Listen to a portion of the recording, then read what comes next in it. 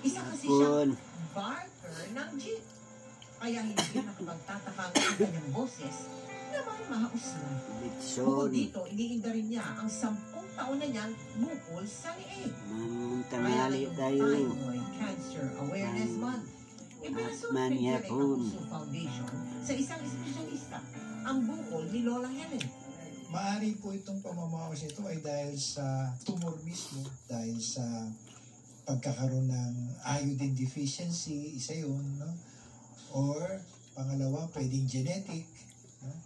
Or pangatlo, pwedeng yung pagkakaroon natin ng problema sa radiation o eventually baka kailangan talaga siyang maoperahan. Samantala, noong August 2022, natuldukan na ang 8 taong pagtitiis ni Elma. Napaoperahan na kasi natin ang kanyang bukol sa lieg. Meron kaming bagong technology, nilagay namin ng wand natin na merong radio frequency, dahan-dahan liliis siya. So, ngayon, wala na. Marami yung pagbabago na wala na yung pananakit ng dibdib ko. Tapos nakakakain ako ng maayos. Hindi na ako masyadong yung madaling mapagod. Maraming salamat po talaga na operahan ako.